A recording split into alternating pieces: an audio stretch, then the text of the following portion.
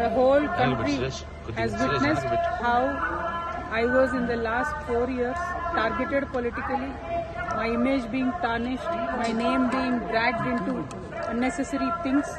I've always said I am on the side of the truth, and I've always said I have divine blessings, and it has come true today after I've been honorably discharged from the Delhi liquor policy case. I have come to seek the blessings of Lord Balaji. I have climbed up all the 7 hills to reach him.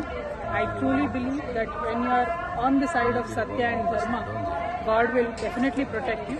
And soon, in a couple of months, I am also going to float a political party in Telangana.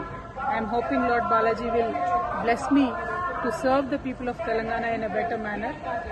I would also like to seek the blessings of the people of the nation, because as a daughter of Telangana, I am making an effort to serve my people. But the entire nation has witnessed the way my name was tarnished and dragged into unnecessary things.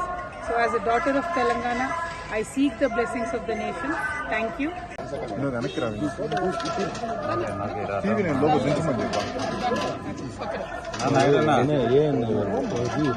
నీకు కావాలంటే తీసుకోకూడదు నువ్వు personal అంటే media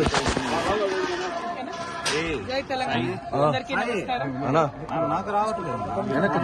నేను గత 4 సంవత్సరాలుగా పడుతున్నటువంటి మనోవేదన ఆ స్వామివారి దయ వల్ల మరి కంప్లీట్ గా నేను ఏదైతే చెప్తూ వచ్చాను, సత్యం నా వైపు ఉంది, న్యాయం నా వైపు ఉంది, భగవంతుడు నా వైపు ఉన్నాడని చెప్తూ వచ్చాను. అదే నిజమని రుజువు చేస్తూ కంప్లీట్ గా కోర్టులో మరి క్లీన్ చీట్ రావడంతోనే స్వామివారికి కాలినడకన వచ్చి మొక్కు చెల్లించుకుంటానని అనుకున్నాను. దానికోసం ఇవాళ ఇక్కడికి రావడం జరిగింది. నిన్న కాలినడకన కొండకెక్కి ఈరోజు పొద్దున్నే స్వామివారి దర్శనం చేసుకోవడం జరిగింది. మరి అదేవిధంగా రాబోయే రోజులలో తెలంగాణ రాష్ట్రంలో తెలంగాణ ప్రజల పక్షాన తెలంగాణ ఇంటి పార్టీగా పనిచేయడానికి ఫ్యూచర్లో పొలిటికల్ పార్టీని కూడా పెట్టబోతా ఉన్నాను. కాబట్టి దానికి కూడా ఖచ్చితంగా స్వామివారి ఆశీస్సులు ఉంటాయి, దయ ఉండాలని చెప్పి కోరుకొని మరి వాళ్ళు దర్శనం చేసుకోవడం జరిగింది. నేను ఎప్పుడు తిరుమలకు వచ్చినా ఒకటే కోరుకుంటాను, తెలంగాణ రాష్ట్రం బాగుండాలి, తెలంగాణ ప్రజలు బాగుండాలి, ఆంధ్ర రాష్ట్రం బాగుండాలి, ఆంధ్ర ప్రజలు బాగుండాలి. రాష్ట్రాలుగా మనం విడిపోయినా కూడా ప్రజలుగా కలిసి ఉండాలి, ప్రజలందరూ బాగుండాలని మనస్ఫూర్తిగా కోరుకుంటాను.